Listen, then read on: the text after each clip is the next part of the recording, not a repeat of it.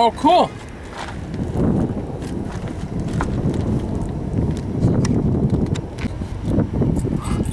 Roof on the ground. Oh, really? Yeah. Look here. Look here. Look all along here. Run your hand along there. Do you see what I'm talking about? Yeah. Run your hand along here. This whole thing is all Bondo.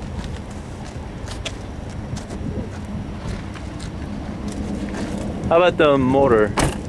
Motor runs okay, but there's no water in it. The lower radiator hose, if you look down there, you won't be able to get a picture of that very well. But look at the lower radiator hose. Disconnected. Okay. Can you see that? All the way down at the bottom? Oh, okay. See, the lower radiator hose is not connected to the radiator. There's no water in the engine. No coolant. But they put it'll run and drive. Yeah, well, it starts.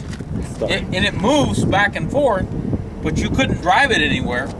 By the time you get 2 blocks away, it would overheat. Missing all the strikers. The hood doesn't latch. It's missing the secondary catch. It's missing both strikers. You can see where the fender, because the core support is bent, they filed the fender to make the fender fit a bent core support. See, this is damaged. See here where it's been pulled? See where it's split? Yeah. See where it's all bent? The whole bottom of it is bent up underneath. Something hit it on the bottom. All the plastic panels that go underneath the radiator are all missing. The ride control, the hoses underneath the car are broken. Okay. This is a very bad fit here for a Mercedes. This is a very bad fit. See how bad that fits? This is all full of Bondo in here. You can run your hand along there. You can feel it. Feel how rough it is? It's wavy. How about the painting? They put paint? Paint's all right, but the car is all bent up. I mean, this is, if you run your hand on there, it's very rough. The roof has got, some surprises. The sunroof, the hole is damaged. When you drop the sunroof, it catches, it binds real bad, and then it drops. The air conditioning does not blow cold. The airbag light is on. The ESP light, which is the OnStar, that light is on. The temperature light is on. It's got a tremendous amount of stuff wrong with it.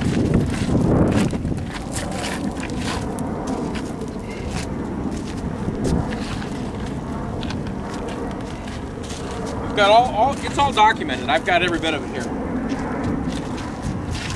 Very rough idle in gear. The idle's rough. The engine sounds okay mechanically, but it's got some sort of tune-up issue.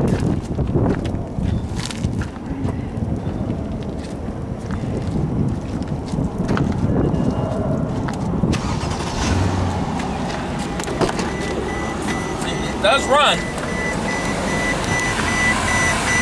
Air is not cold. That's the light telling you there's no coolant in it. This is ride control malfunction. ESP is currently unavailable. That's like OnStar. SRS, that's supplemental restraint system. That's airbags. Okay, that doesn't work. I think the airbags up here are missing. If you look at the headliner, see how it's all got greasy handprints all over it? Airbag is deployed. Right? Yeah, I think these airbags were deployed. These here, roof rail, when it went upside down. See the headliner's damaged. See it's wrinkled here. See the wrinkle in it? That's indicative of the bags being deployed. These bags coming out because they shoot out between here and they deform the headliner when they deploy. So pretty good chance those bags are not there. If you look, you pull this loose, right here the roof is bent on both sides. See it's got that dip in it? The roof is bent on both sides. See, this is where the airbags were. Look, they're cut off. See, they're cut with scissors. See, that's what's left of the airbag. So this was repaired with the object of making it look good to sell to somebody. So you did the right thing. You look at it and all you lose The wheel is scratched. It's got about a 50% Dunlop. The left front has about a 30% Pirelli P0. The right rear wheel is damaged, has about a 40% Dunlop. The right front, the wheel is damaged, has about a 40% Bridgestone. Well, somebody that's going to repair a $100,000 car isn't going to put 3 different kinds of tires on it. What he did was he just found any used tire that would hold the car off the ground. And then these are your malfunction: the ESP, the SRS, the ride control malfunction, the temperature light. When you rev the, I don't want to run it too long because there's no coolant in it. When you rev the engine, when it comes back to idle, it shakes. When you put it in gear, it vibrates, it shakes. So there's something wrong with that. We could start it again, but and the brake assist is not right. You got to hold the pedal with everything you have to keep the car from running away from you. So it's got a brake assist problem. Air conditioning, not cold. Moonroof, when the back drops, it catches and snaps. No roof bags, as we know.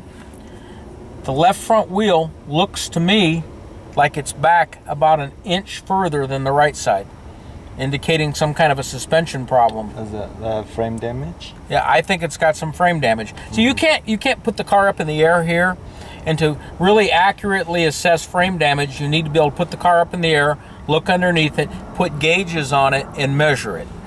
This is a very, very simple inspection. You can't do a real in-depth inspection without having access to a lift, being able to take the car out and drive it, things like that. There's low oil. It's about 1.5 quarts, maybe 2 quarts low on oil. There's no water at all in the radiator. None. Zero. The engine cooling fan and the shroud assembly are broken. I showed you left fender, left door, right here where it meets is full of Bondo and fits bad. Right headlight has been repaired. It's got a crack in it. Front bumper cover's been repaired. It's damaged. The secondary hood catch, like I showed you in the center, is missing. Core support, I showed you, is damaged.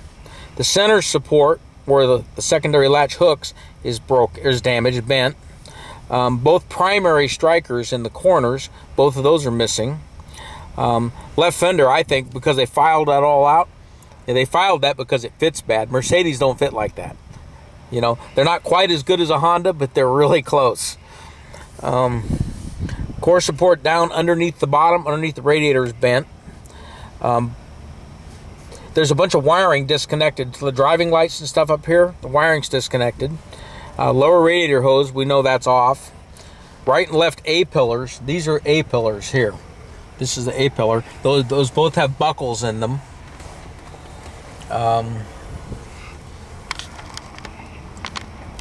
So, you know, I think pretty much that really describes the car. That's your first clue. That's when partial and incomplete, then no. Right. Don't buy it. Don't buy it. Salvage. Salvage certificate doesn't mean that's fine. Fine. If you don't care about a salvage title, there's a lot of really good deals on salvage cars. They salvage cars for lots of reasons. Insurance companies don't like liability. So they even salvage theft cars with no damage because they think that relieves them of any liability. And to a certain degree it does. So I have a lot of salvage cars. I've paid for all my houses. My wife and I have driven salvage cars for 30 years. And we've had great luck with them. Because of your mechanic. Well, I'm just real fussy. You know, all my family, all my friends, my attorneys, they all drive my salvage cars. I never have trouble. But they're totaled for a reason, because they weren't economically repairable. So when you repair it, you have to cut a corner someplace. You use a used part where a relatively new car like this should have new parts. You repair a part that would normally be replaced. You buy, like a crook, you buy stolen parts. I mean, I don't do that, but a lot of guys do. You use aftermarket parts. Some are okay, most aren't. Or you donate the labor. You have to do some sort of heroic. If it's got $30,000 worth of damage and it totaled, well, then and you buy it, then the only way you can save the car is you have to find some way to reduce that expense. And here they really don't have a lot of expense because they fix the car halfway. I mean, this is, the headliner needs to come down. You need to look at the roof and see what's been done to the roof. You need to put it on the frame machine, put the gauges on it, measure the whole car, see what's bent and what's not, and then start over. You got to put a new core support in the car. You got to pull all the cooling system out of it. You got to dismantle the whole car. It could be fixed, but it makes no sense. You'd be better off to buy one of these cars wrecked and engineer the repair yourself. Right. Sure. Because that way you'd end up. Oh, both door glasses are broke too. Yeah. Both front door glasses. When you roll the window, you can hear the glass banging around inside the doors. Now your name is in the transfer process. So now you're the seller of this. If you represent it correctly, you'll lose money. It'll be hard to get your money back selling it. Really? Yeah, it'll be hard. But you'd be better off to sell it here rather than try to fix it or send it overseas. I have a lot of customers that ship to China and like that, and we look at almost everything he buys, almost everything. Sometimes he buys stuff from pictures, and we've had some real problems with some of the ones he bought from pictures. Yeah. Real problems. We just had a Touareg that he bought in New York, and it said it had rear damage. We got it here, it was a flood. The whole car was full of dirt, and they cleaned it so you couldn't see it in the pictures. And the only reason we got him out of it was Copart sold it to this jackass in New Mexico as a flood car. And then he shipped it to New York, cleaned it all up, and then took it back to Copart and lied and told him it was a collision in the back. So when we got it out here, it was full of dirt. Kenny called me and says, hey, I don't know what to do with this thing. So I called Copart, and they told me, you're an owner, you know, pound sand. But they misrepresented it by not telling us it was a flood. So they took it back. They paid the $1,000 tow. We got him all his money back. But once you pay for the stuff, boy, it's really hard to get your money back. It's really, really hard. There's no refund, right? No, really hard. Unless it's misrepresented. You know, it depends what the damage code was. But see, this really isn't misrepresented. It says partial and incomplete repair. Well, it's kind of part-way fixed. And it says it runs and drives. Well, it goes into gear and it moves back and forth. But you couldn't drive it anywhere with no coolant in it.